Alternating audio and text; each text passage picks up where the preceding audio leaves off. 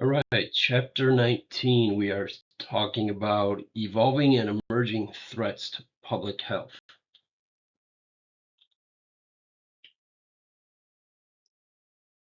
Zoonotic diseases arise from the close relationship between humans and animals.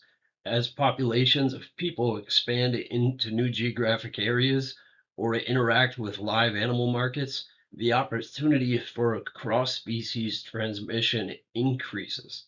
What was once called one medicine is now referred to as one health, recognizing that human, animal, and environmental health are all interconnected.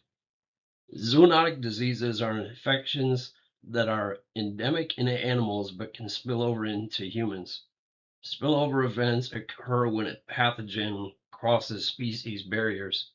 Transmission can happen through direct contact with infected animal fluids, contaminated food products, indirect contact with contaminated surfaces, or through vectors like ticks and mosquitoes. Some pathogens infect humans but are poorly adapted for human to human spread, while others evolve further. Emerging threats become especially concerning when a pathogen achieves sustained human to human transmission in populations with no prior immunity. Crowded settings and global travel amplify spread. COVID-19 is a clear example, originating from an animal reservoir, adapting successfully to humans, and spreading exponentially without control measures. Today's global health landscape is shaped by powerful demographic and social transitions. Population growth continues in many low-income countries due to higher fertility rates and younger populations. At the same time, high-income countries are experiencing aging populations with declining fertility and a growing proportion of adults over the age of 60.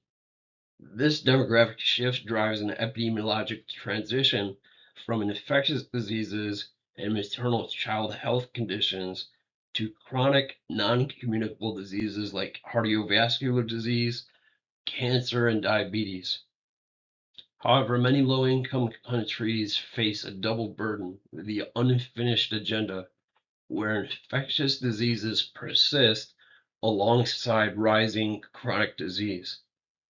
Urbanization adds another layer. Economic development has driven rapid migration to cities, but much of this growth has been unplanned. Overcrowded slums with limited sanitation, clean water, and healthcare create conditions ripe for infectious disease transmission. Megacities, in particular, can act as incubators for outbreaks. Finally, large-scale international migration driven by conflict, climate, and economic opportunity reshapes population health across borders, creating new challenges for health systems worldwide.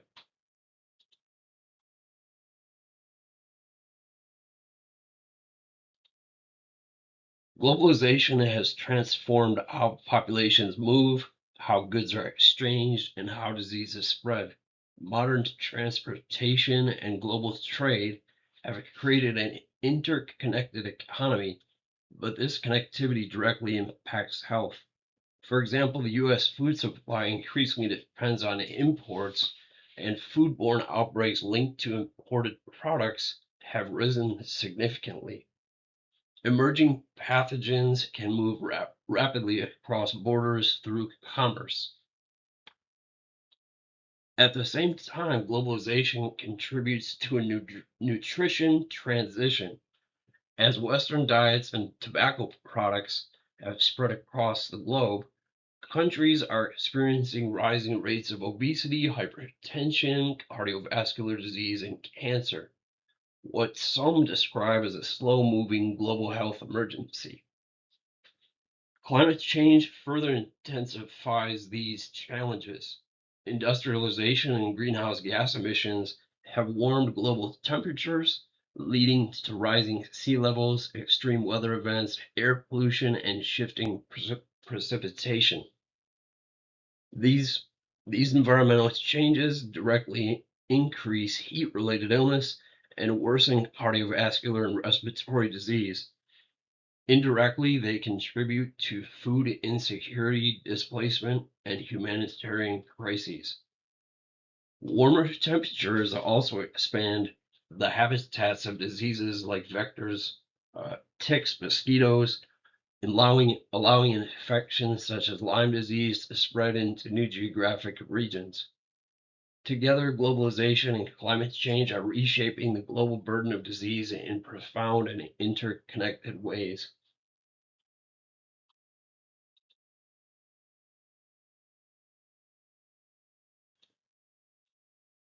Modern healthcare has dramatically improved survival and outcomes for conditions that were once considered fatal.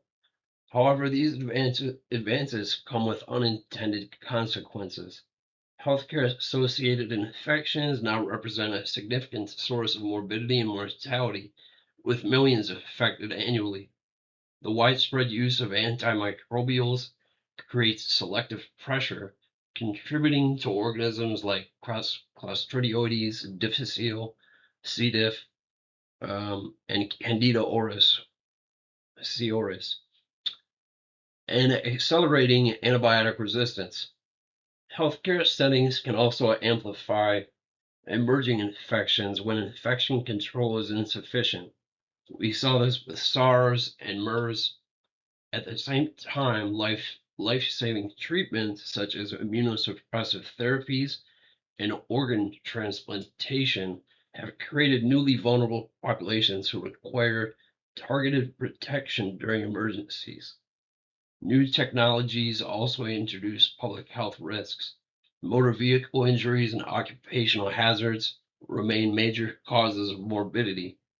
Industrial spills and toxic exposures require coordinated emergency preparedness.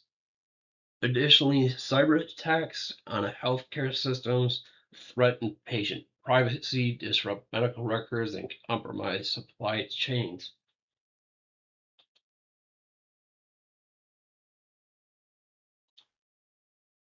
Vector-borne diseases remain a major global health threat. Mosquito-borne infections, often called arboviruses, account for hundreds of thousands of deaths annually. Malaria alone is responsible for roughly 400,000 deaths every year. However, aggressive public health strategies, including insecticide-treated bed nets, early diagnosis, and effective treatment, all have significantly reduced malaria mortality over the past decade and a half. Dengue is another important mosquito-borne infection. It is a flavivirus transmitted by the Aedes aegypti mosquito and causes severe flu-like illness with rash and intense headache. There are four serotypes of dengue. Infection with one strain provides lifelong immunity to that strain, but reinfection with a different serotype can lead to dengue hemorrhagic fever, which is a severe and potentially fatal condition. The Aedes mosquito thrives in small water containers that are common in crowded urban environments. Climate variability, water storage practices, flooding, and inadequate drainage all create breeding sites for this mosquito. The 2018 to 2019 dengue outbreak in Honduras resulted in 400 deaths, illustrates how drought, heavy rainfall, and infrastructure gaps combine to fuel transmission. Vector control, environmental management, and community engagement remain critical to prevention.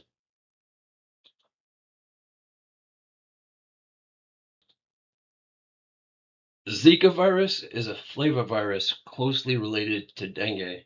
It was first identified in 1947 in the Zika forest of Uganda, where it circulated primarily as a zoonotic infection among primates.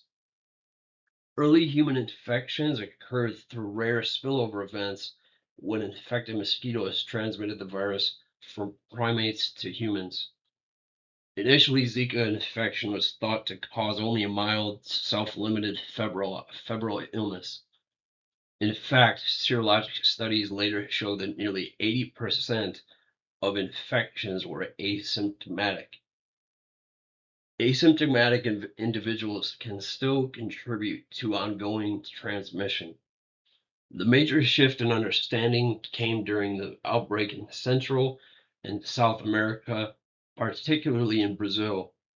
Zika infection during pregnancy was linked to severe congenital abnormalities, including a condition called microcephaly and other neurologic defects. These outcomes result from maternal fetal transmission of the virus.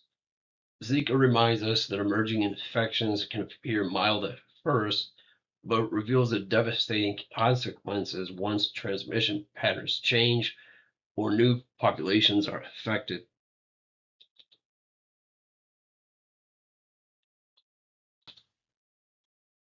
Zika transmission is not limited to mosquitoes.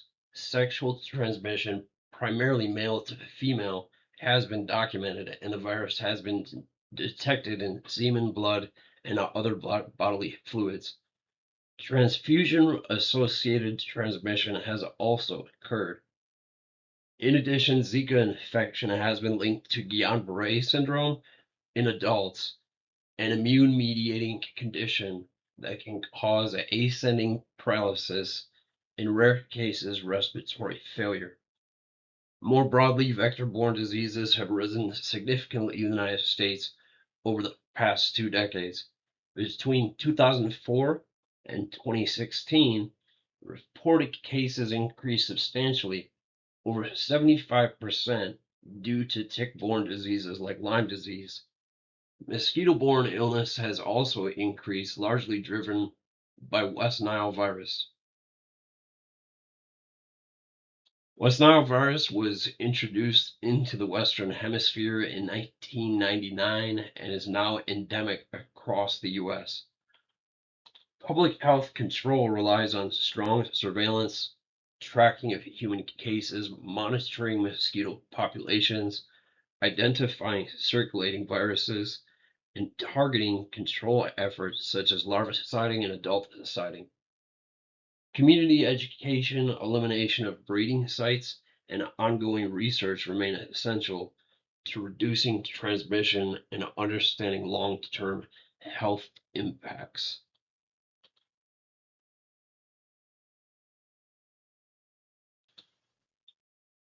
Ebola virus disease was first identified in 1976 and has caused more than 25 outbreaks since then.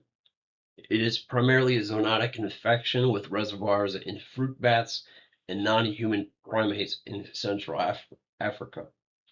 In humans, Ebola causes a severe hemorrhagic fever characterized by high fever, vomiting, rash, internal and external bleeding, and multi-organ failure. Treatment has historically been supportive. The index case typically results from direct contact with an infected animal, followed by person-to-person transmission through close contact with blood and bodily fluids, especially when in the late stages of the illness when viral loads are the highest.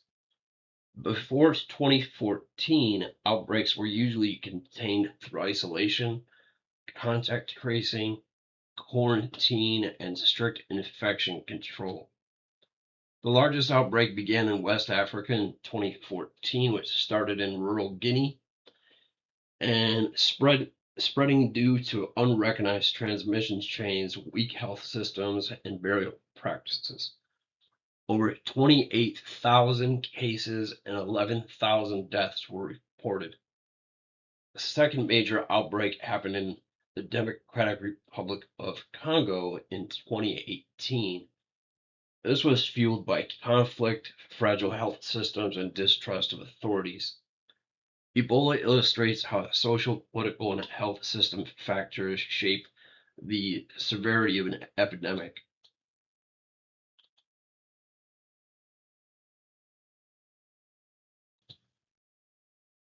During the 2014 Ebola outbreak, a traveler from Liberia was hospitalized in Dallas, Texas, and transmitted the infection to a nurse during his care.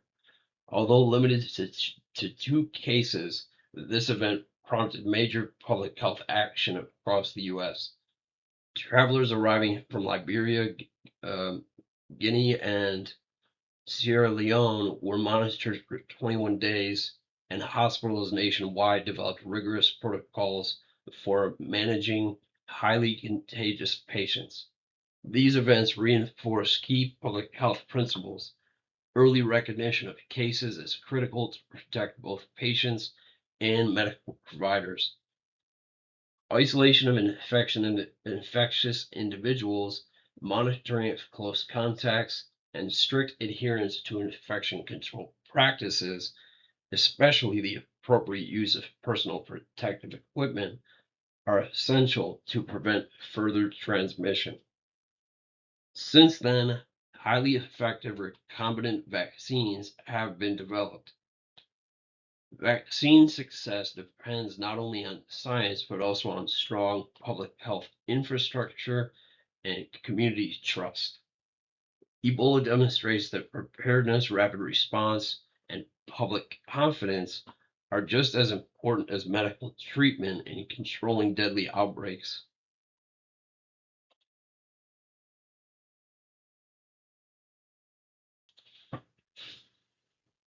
Antimicrobial resistance, or AMR, is considered one of the greatest global public health threats of our time.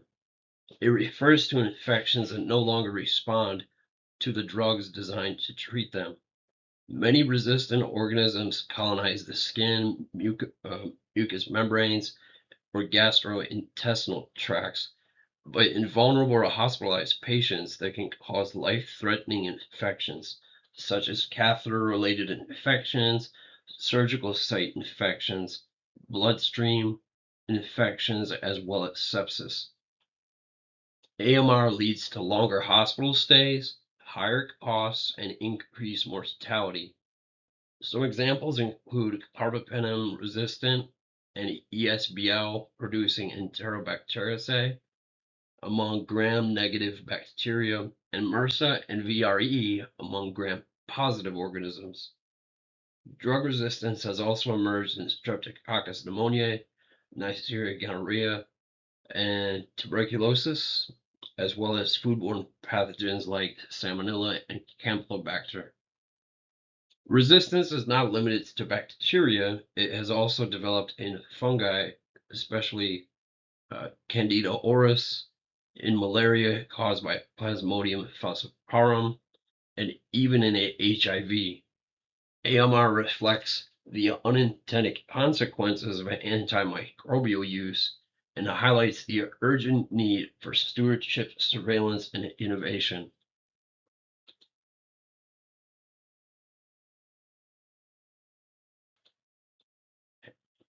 Antimicrobial resistance emerges as a direct consequence of antibiotic use. In many ways, it's a complication of modern medicine. When antibiotics are used, they create selective pressure, which allows bacteria with survival mutations to persist and multiply. Resistant organisms can spread to individuals who have never taken antibiotics. Healthcare settings amplify this problem. Resistant bacteria spread easily through contact, contaminated equipment, and patient transfers between hospitals and long-term care facilities. Beyond clinical settings, agriculture also plays a major role. Over 80% of antibiotics produced globally are used among food-producing animals. This widespread use promotes resistant organisms that can enter the human population through food chains and environmental contamination.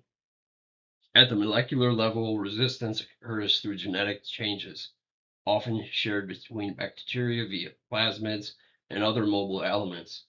These genes may alter the drug's target site, produce enzymes that inactivate the antibiotic, or pump the drug out of the bacterial cell. AMR is therefore not just a treatment issue, it is an ecological and evolutionary challenge.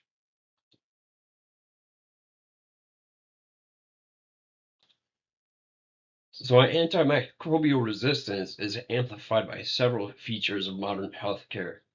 We have invasive devices like catheters and surgical procedures that can introduce resistant organisms. Patients who are debilitated or immunocompromised, especially those receiving immune modulating therapies, are particularly vulnerable to severe resistant infections. Global medical tourism, as well, has accelerated international spread. Key example um, New Delhi Metayo beta lactamase, or NDM, which confers resistance to nearly all beta lactam antibiotics. Even more concerning, the genes encoding NDM are highly transferable between bacteria, allowing resistance to spread rapidly across species. Public health control begins with strong identification, diagnosis, and surveillance systems to understand the scope of resistance. Prevention depends on an antimicrobial stewardship in the clinical care setting, reduced antibiotic use in agriculture, strict infection control precautions in healthcare settings, and educating the community about appropriate antibiotic use. Combating AMR requires coordinated global action, improving prevention strategies while continuing research into new antimicrobial therapies.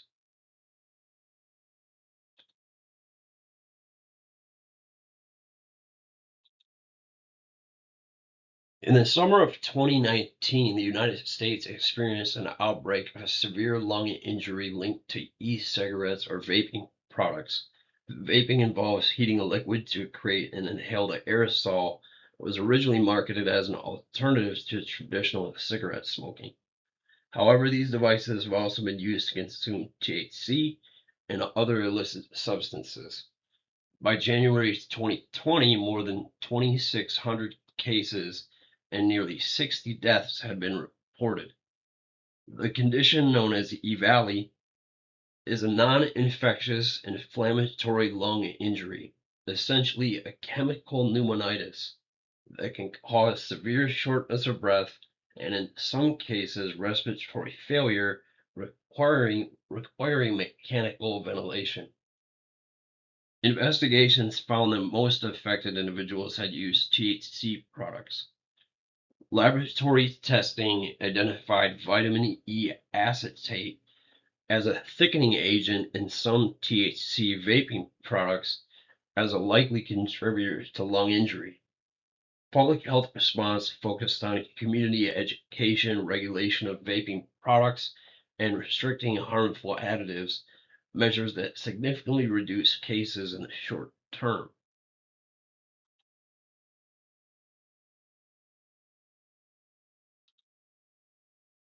Novel strains of influenza A have caused pandemics throughout history when animal viruses adapt to humans, including H1N1, H2N2, and H3N2, and more recently H5N1.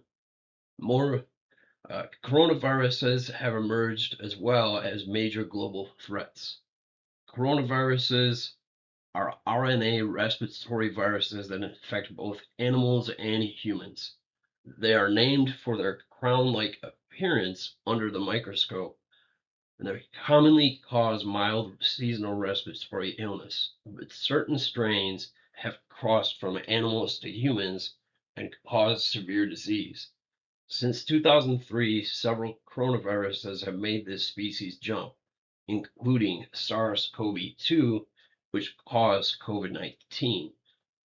This was the largest pandemic since 1918.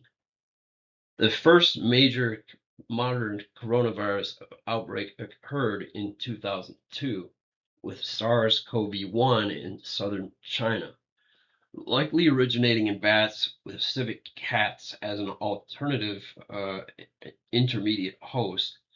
The virus caused severe atypical pneumonia and spread internationally through human to human transmission. That outbreak resulted in over 8,000 cases and nearly 800 deaths before being contained in 2003. These events highlight the ongoing pandemic potential of zoonotic respiratory viruses.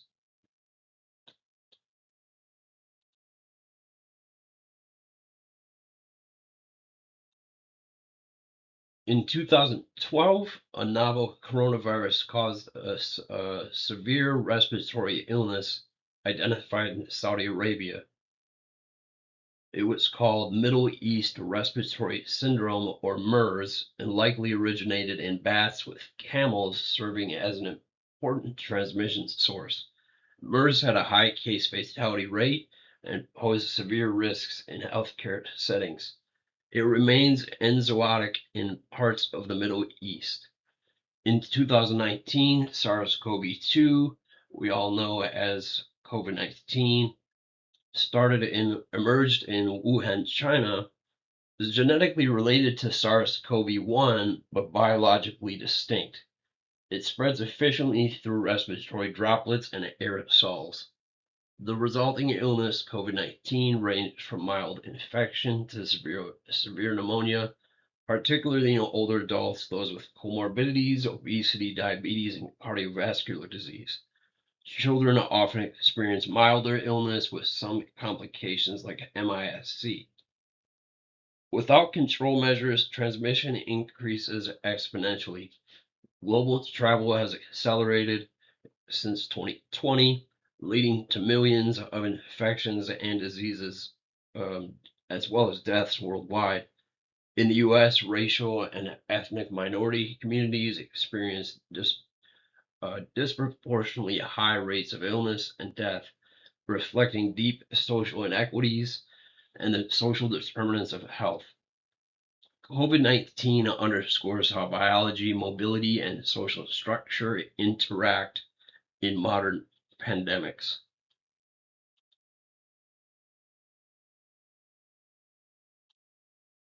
Controlling COVID-19 requires both clinical management and strong public health action. Because the virus is highly contagious, healthcare workers must use appropriate PPE to limit spread. Without control measures, cases can rise exponentially, as seen early in the pandemic when global travel accelerated international transmission. Clinically speaking, COVID-19 care is largely supportive. Antivirals and monoclonal antibodies are most effective early when viral replication is high. In later stages, when severe disease is driven by an exaggerated immune response, anti-inflammatory or immunosuppressive therapies can become critical. Public health measures include isolating infected individuals, tracing and quarantining contacts, universal masking, social distancing, hand hygiene, and environmental cleaning. Broader social strategies such as school closures and limited large gatherings reduce transmission and prevent health system overload. Vaccination remains the most effective long-term control strategy.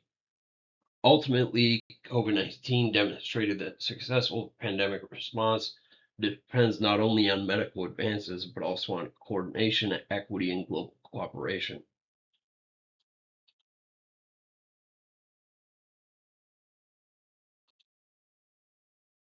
Now, you remember that in 2011, the CDC had established the 15 Public Health Preparedness Capabilities, or PEP, to define national standards for state and local readiness.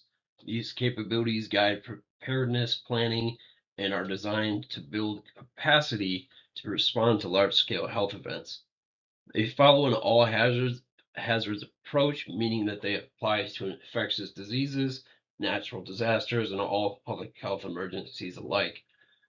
PrEP aligns with the core public health domains of assessment, policy development, and assurance, reinforcing that preparedness is not separate from everyday public health practice.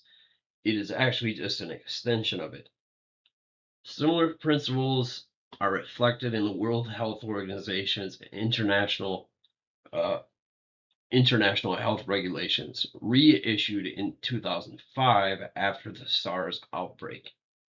The IHR require countries to develop strong systems for detecting and responding to health threats and emphasize transparency and rapid information sharing across nations. Together, the PHEP or FEP and the IHR highlight that preparedness is both a local responsibility and a global obligation.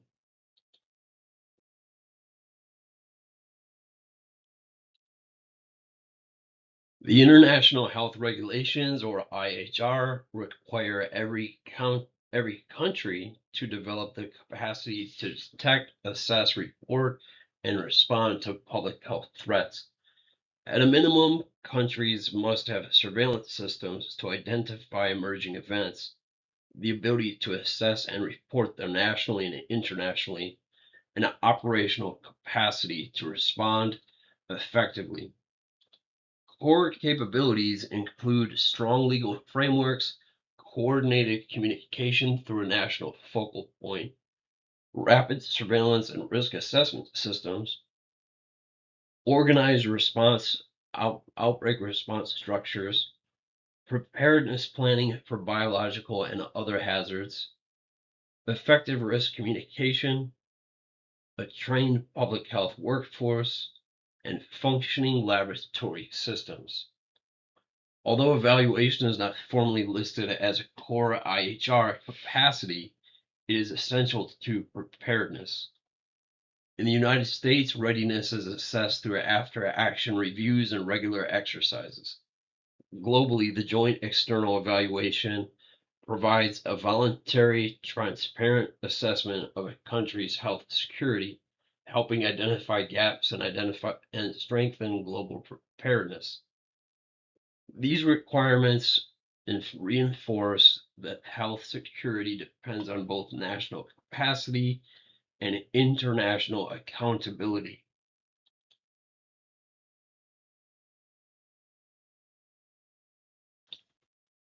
And we can see in this table here a comparison or crosswalk between the essential services of public health, which we use here in our local public health systems in the US, compared to the international health regulations, core capacities. There's a lot of overlap there, and they're basically trying to do the same things.